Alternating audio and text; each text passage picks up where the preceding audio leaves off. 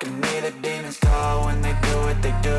And now I feel like taking off, find a place with a view. The pain is never gonna stop if it's controlling you. I know that time can heal it all, I just gotta get through. I just gotta get through, I just gotta get through. Cause I feel like taking off, find a place with a view. The pain is never gonna stop if it's controlling you. I know that time can heal it all, I just gotta get through. Sometimes I feel like all is lost, but I know it's not true. I wanna put up all my walls cause I'm not in the mood, but then I cut myself off from the rest of the room. I know that time can heal it all if you're patient and soon it can all be worth it, all the searching. Pain is never really permanent, but damn it hurts, man. I could feel all of the turbulence and it's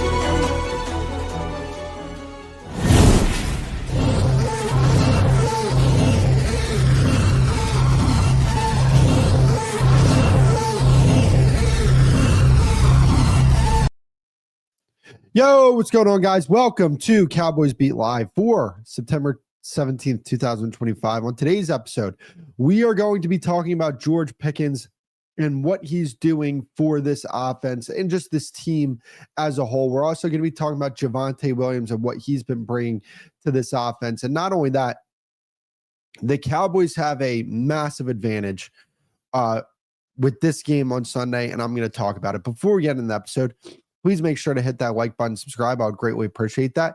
Without further ado, let's get into the episode. Oh, yeah, by the way, please make sure, go check out my other show, CEO Sports Show. Okay? I started a media company. On that media company, there are a few shows that we do that, we talk about sports. I talk about all sports. We have another channel who talks about all sports, and then we have a boxing, college football, basketball, and a Cowboys show as well. So please make sure to go check that out. CEO Sports Show on YouTube. I would greatly appreciate that. But without further ado, let's get into the episode. George Pickens has been such a positive for the Cowboys ever since they traded for him, and whatever problems that he was dealing with in Pittsburgh, it seemed like they were always going to deal with those problems with George Pickens, right? Because of the type of way they run their organization when it comes to their offensive philosophy. Obviously, it's a very well-run organization. I'm not trying to attack that angle. But when you look at what George Pickens has been for this team ever since he got traded, he's been reliable. He's been present. He's been uplifting. He's been very productive on the field. Like the way the Cowboys play offense now, it's just such a perfect fit to what Dak and CeeDee Lamb built on over the past few years. And now you have a guy who's such a threat down the field that's going to open up the middle of the field. And when you have a quarterback like Dak Prescott who loves throwing the ball in the middle of the field, now you have more space in the middle of the field. We're going to see the best version of Dak Prescott that we've ever seen this year because of the fact that he has all that space on the field now to put the ball in certain spaces, and he has a guy that down the field teams actually respect. This is not Jalen Tolbert. This is a legitimate guy for this team. And even, I think his stats have been fine, but even look beyond the stat sheet. Look at all the defensive pass interferences that he is drawing. And not only that, you heard a story about when he was in the huddle on Sunday, he was like, guys, we got this. We're going to do it, right? Like, I appreciate that from George Pickens. He has been such a positive. I can't say enough good words about George Pickens. And look, maybe he needed this second chance. And, at the end of the season, the Cowboys, they're probably going to have to open up that checkbook. But I'm okay with doing that because I think George Pickens looks at that guy that he has at quarterback and has seen what he's done in week 1 and in week 2 and said, oh, we're good here. I can play with this guy for the rest of my playing career, or for the next 4 years at the very minimum. And it's not just what George Pickens provides to Dak Prescott. It's about what he provides to this offense from the standpoint of, okay, now we're dealing with lighter boxes. And when we deal with lighter boxes, we're going to punish those teams for playing lighter boxes with Javonte Williams and getting downhill and wearing people out, which is something I also want to talk about, a positive from the game the other day. And now when you look at CeeDee Lamb, he just looks a lot more free. So far through these 2 games, he's had over 100 receiving yards. I expect that that's going to continue to be the case because teams don't want to get beat deep, especially in the NFL today, where they're playing all these coverages where they are saying, hey, we'll keep everything in front of us. When you have a guy like George Pickens who's going to threaten teams down the field, they're going to leave some things underneath open. And if you leave things underneath open for CeeDee Lamb, oh, he's going to make plays, and he's going to make a lot of them. You want Jake Ferguson to step up, but that's not really a Pickens thing. I mean, he's helping put him in position to do that. But when the Jones family made this trade, I was excited about it, but I was a bit cautious because of the things that you heard from Pittsburgh.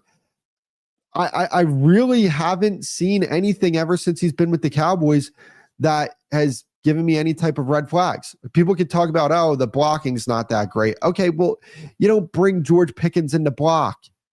That's not what you bring him in here for.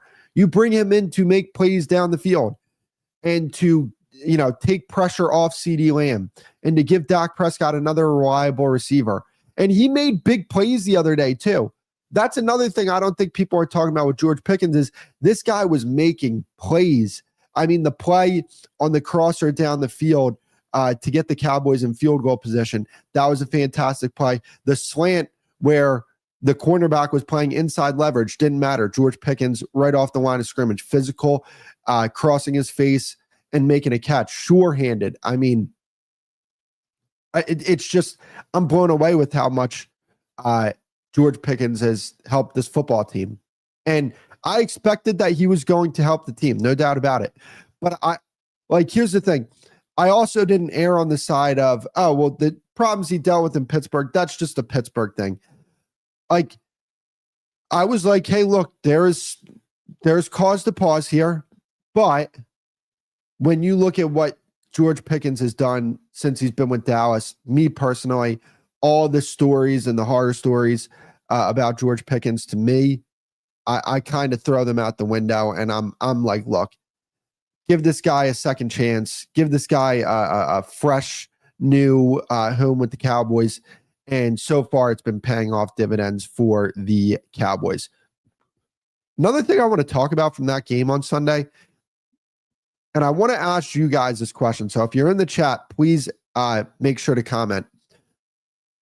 When was the last time the Cowboys legitimately wore down an opposing defense? Like an opposing defense had their hands on their hips. They were exhausted because of what the Cowboys were doing to them over the course of a 60-minute period. And that's one thing with Brian Schottenheimer. I look at Brian Schottenheimer and I say, wow, you were able to wear down the Giants over a 60-minute game and overtime as well. That's fair. But I didn't see that under Mike McCarthy. I didn't see that in the later years of Jason Garrett, where guys were literally putting their hands on their hips because they were so tired, because the Cowboys were so effective running the football and getting downhill and being physical at the point of attack from the offensive line. And you have a running back that's running in a physical manner. That was impressive to see. And that's something that I hope we continue to see going further. And here's the thing.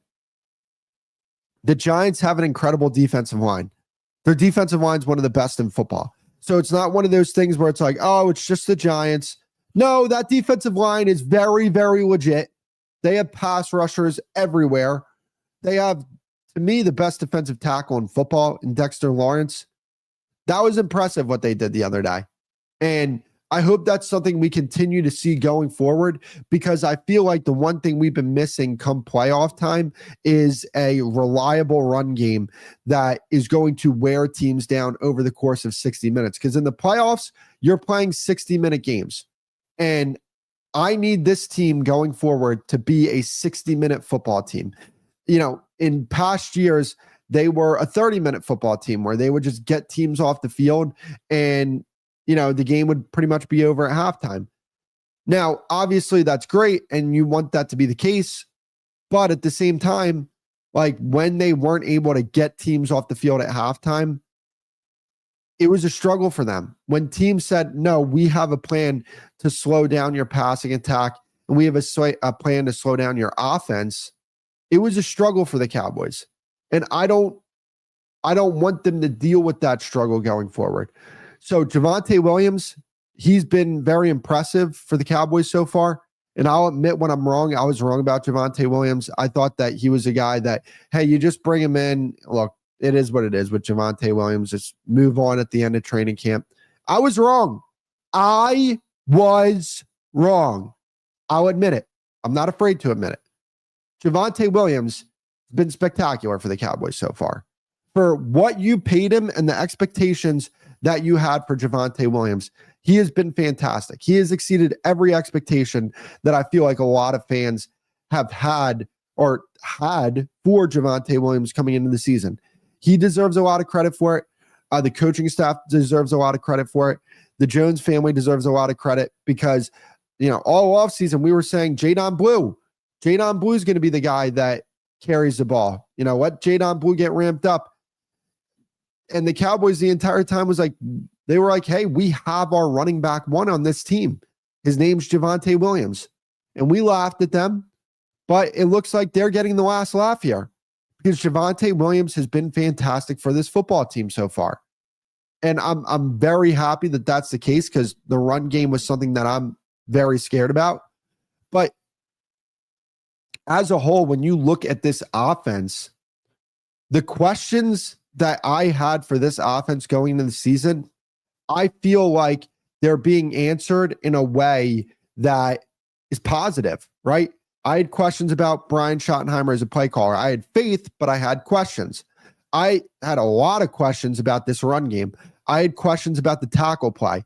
I know Terrence Steele hasn't been great, and people will try and tell you by the numbers that Tyler Guyton hasn't been good, but I think he's been fine. And your offensive line has played at a high level. And another question I had going into the season was, is he the 2024 version of Dak going forward, or is he the 2023 version? And the answer to that question is that he's neither of those things.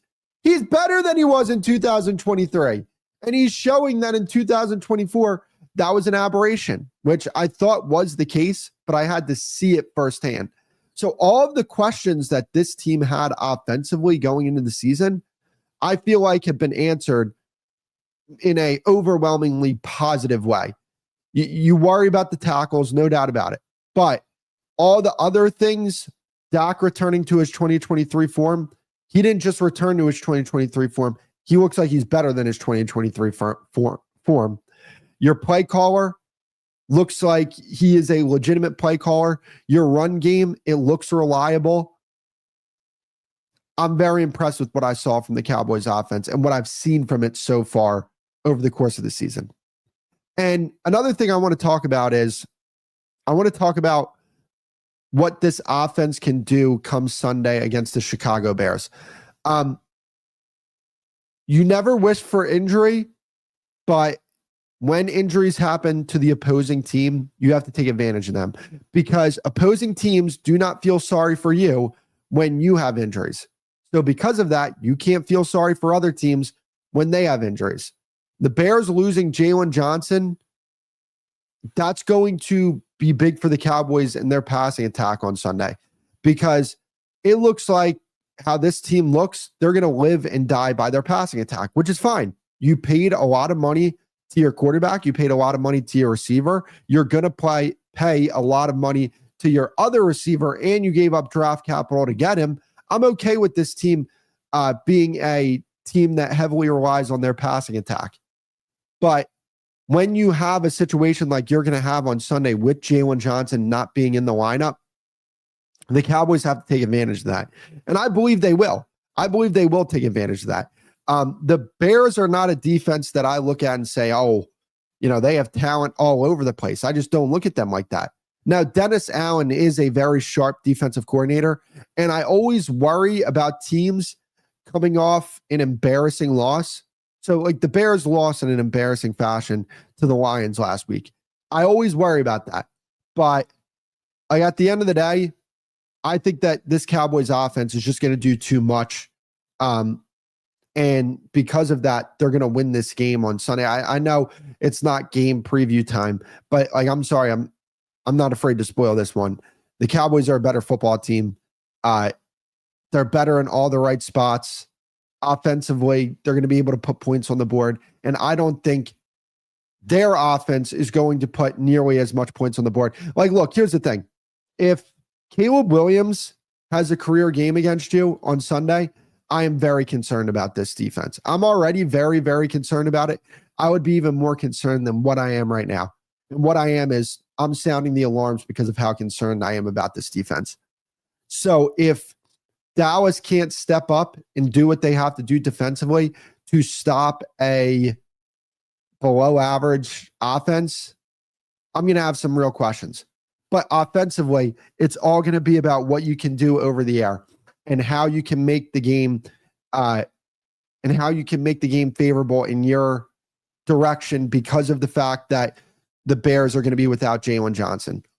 And they still have Kyler Gordon. I believe he's playing on Sunday, and he's still a very good player in the slot there. But George Pickens on the outside making plays down the field, that's going to be something to look out for. And again, this is all about, honestly, it's all about protection up front, because I do worry about losing Cooper Beebe and what that could potentially mean for your offensive line because of how important your center is for your offensive line and because of how good of a player Beebe is. But I think Vach Lombardi was talking about this. If Brock Hoffman is in there for 4 or 5 games, I'm cool with that. And especially at center, I'm cool with that, because at center, it's not like guard. Guard, you need big humans in there doing big human things. Center, it's a little different, right? So I'm okay with Brock Hoffman starting at center. I'm okay with Brock Hoffman as a whole. It's just when we were going into the season and people were talking about, Brock Hoffman's going to play right guard for this team. I'm like, no, he can't play right guard. Not for a full season. He could step in there and do spot duty, but he absolutely cannot get in there and play for a full season, because that would just not be good. The Cowboys would struggle with power at that point, even though they have 2 other powerful people on that offensive line, all interior of the offensive line. All it takes is for one to not be powerful to deal with some problems there. But short stream for today, guys. I got to get going early here today, but I appreciate you guys for coming out.